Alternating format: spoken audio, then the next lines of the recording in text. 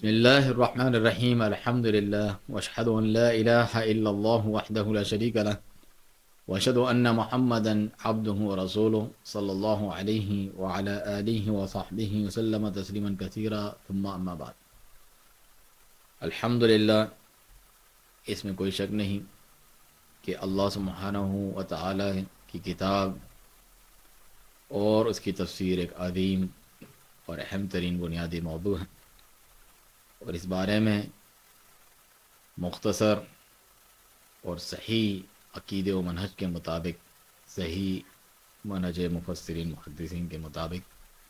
تفاسیر اردو میں وہ بھی مختصر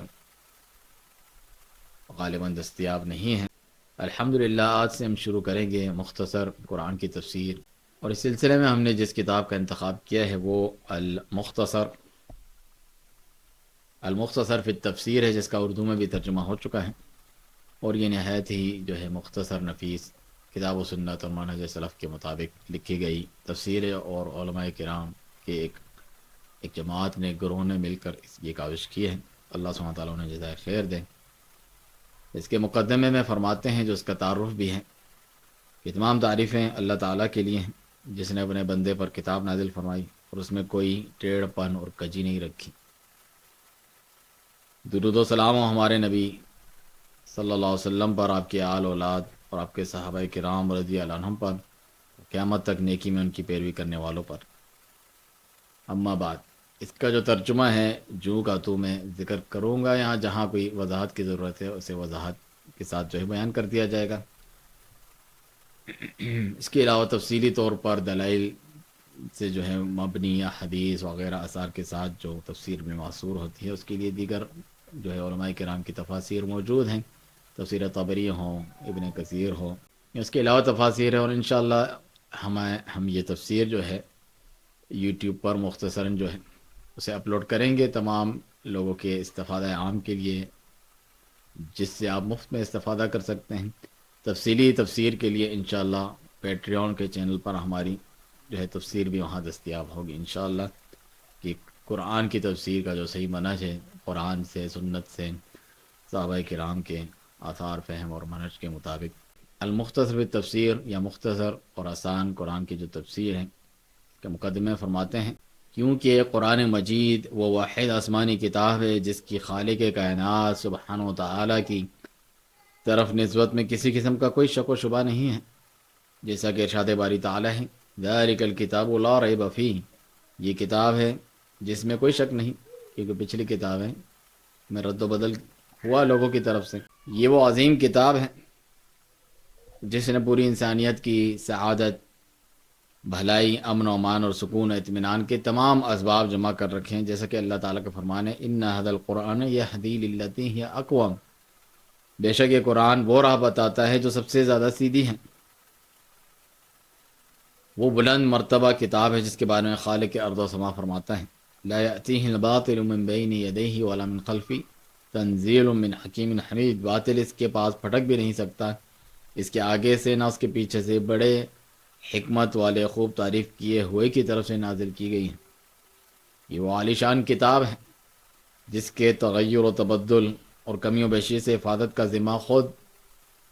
خالق و مالک نے لیا ہے، جیسا کہ فرمان باری تعالیٰ ہے، اِنَّا نَحْنُ نَزَّلْنَا الذِّكْرَ وَإِنَّا لَهُ لَحَافِظُونَ، بے شک ہم نے ہی اس ذکر قرآن کو نازل کیا اور بے شک ہم اس کی یقیناً حفاظت کرنے والے ہیں۔ وہ رفیع الشان کتاب ہے جو پوری انسانیت کے نام اللہ کا پیغام ہے، جیسا کہ اللہ تعالیٰ کا فرمان ہے، ان هو الا ذکر للعالمین، یہ قرآن تمام جہانوں کے لیے نصیحت ہی تو ہے۔ وہ جلیل القدر کتاب ہے جو اپنے نظم و اسلوب، نظم یعنی اس کی جو ترتیب ہے اور اس کا جو طریقہ انداز بیان ہے، عالم حاضر و غائب، جو غیب کی باتیں ہوں یا دنیا کی باتیں ہوں، دونوں کے متعلق خبریں، اپنے احکام و مضامین اور جن و انس دونوں کو چیلنج کرنے میں معجزے ہونے کی وجہ سے پیارے نبی محمد صلی اللہ علیہ وسلم کی نبوت پر قطعی دلیل ہے کہ آپ اللہ کی جانب سے یہ لائے ہیں، کسی انسان کا بنایا ہوا نہیں ہے کلام، جیسا کہ ارشاد باری تعالیٰ ہے،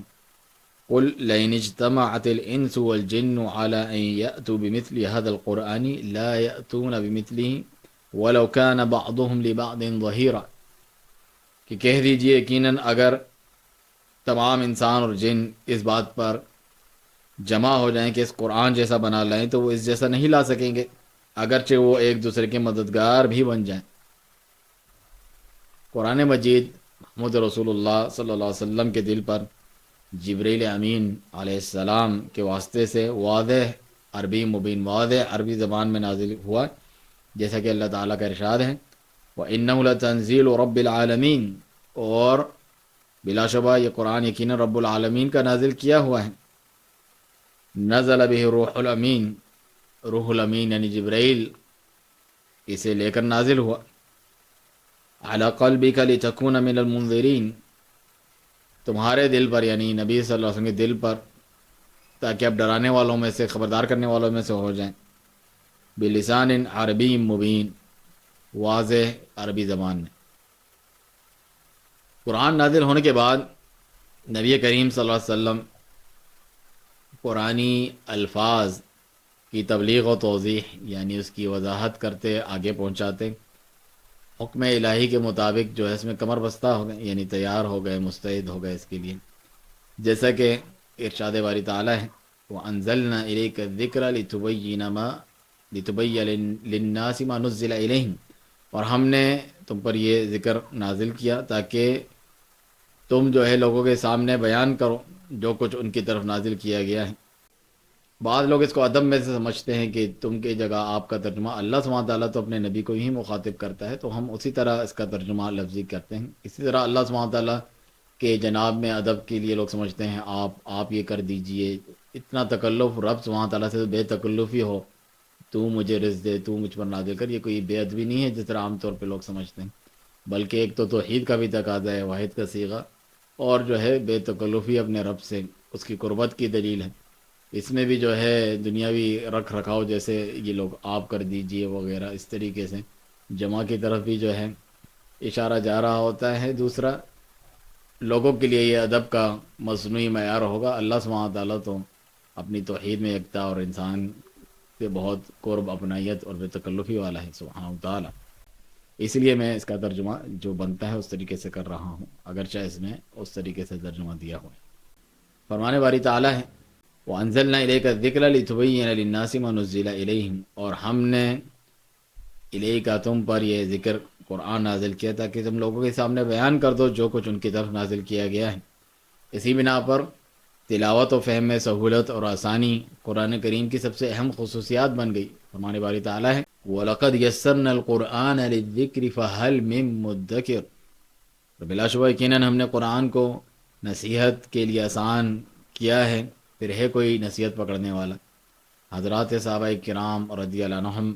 علم و عمل کے اعتبار سے سب سے زیادہ قرآن کریم کو جاننے والا گروہ ہے کہ وہ نزول قرآن کے زمانے میں موجود تھے، اور انہوں نے براہ راست نبی کریم صلی اللہ علیہ وسلم سے قرآن سیکھا۔ پھر جب لوگوں کی عربی کمزور ہو گئی اور وقت زمانہ وحی سے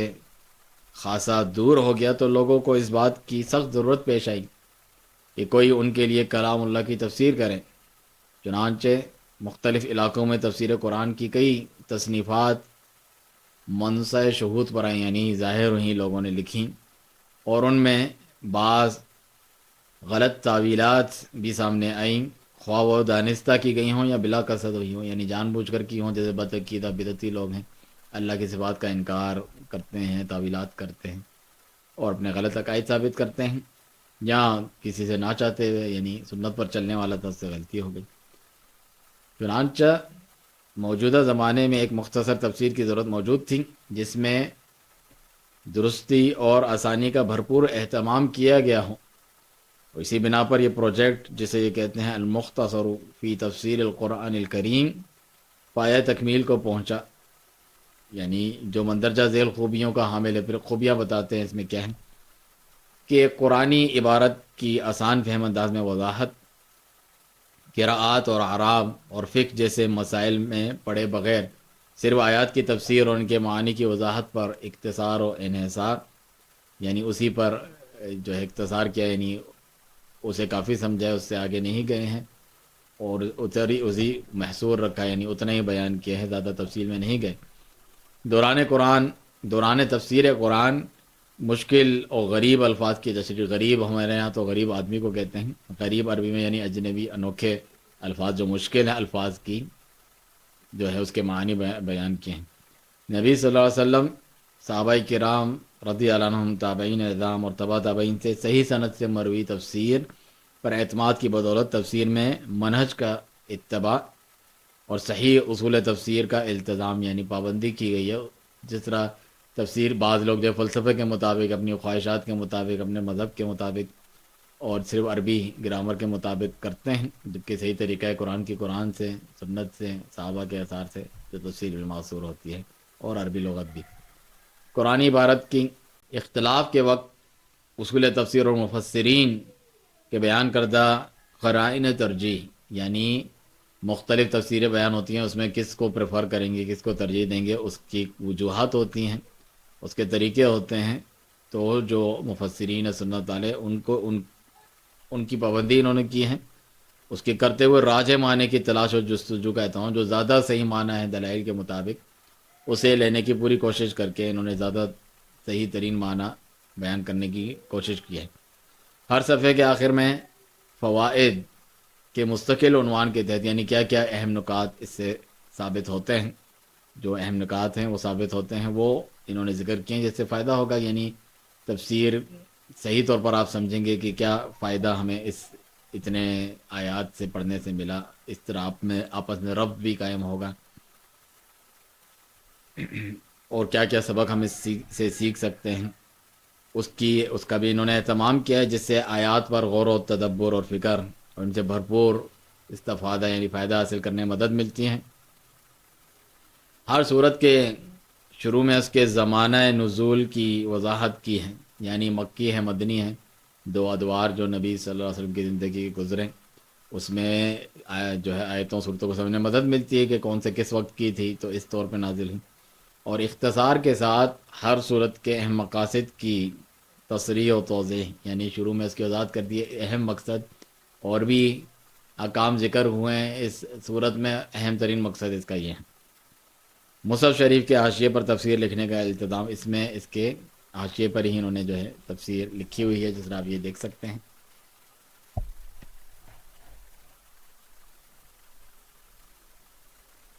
اس مختصر تفسیر کو لکھنے، اس کی مراجعت یعنی اس کا مراجعہ کرنے، اس کو چیک کرنے، اور اس کی تصحیح اور نگرانی جیسے اہم امور کا بیڑا مختلف اسلامی ممالک کے تفسیر و عقیدہ میں متخصص جو اسپیشلسٹ ہوتے ہیں، علماء کی ایک کمیٹی نے کیا، ایک پوری ٹیم ہے۔ ہماری پوری کوشش ہے کہ اس منصوبے، اس پروجیکٹ کے اہداف حاصل کریں، آباد دنیا کے کونے کونے میں اس کی نشر و اشاعت کریں، قرآنی ہدایات کو تمام لوگوں تک پہنچانے کا فریضہ سر انجام دیں، اور اس دنیا میں سعادت، رحمت اور امن و امان کے اصولوں کی ترویج و اشاعت میں اپنا حصہ ڈالیں۔ چنانچہ اس مختصر تفسیر کے اردو زبان میں ترجمے کا کام بھی مکمل ہو چکا ہے، جو بھی آپ کے سامنے ہے، اور آخر میں وہ شکریہ ادا کرتے ہیں۔ ایک مرتبہ پھر بتا دوں، اگر آپ کو تفصیلی تفسیر چاہیے ہیں دلائل کے ساتھ اور عقیدہ مند تفصیل سے بیان کیا گیا ہو، اور مختلف گمراہیوں کی وضاحت اور اس کا رد وغیرہ کیا ہو، تو وہ پیٹریون پہ ہم تفصیلی تفسیر بھی علماء کرام کے کلام سے جمع کر کے وہ بیان کریں گے، آپ ادھر سے استفادہ کر سکتے ہیں۔ یہ مختصر تفسیر یوٹیوب پہ دستیاب رکھی جائے گی۔ مثال کے طور پر آپ سورۃ الفاتحہ کی ایک قدر تفصیلی تفسیر جو ہے یوٹیوب پر جو دستیاب ہے وہ دیکھ سکتے ہیں۔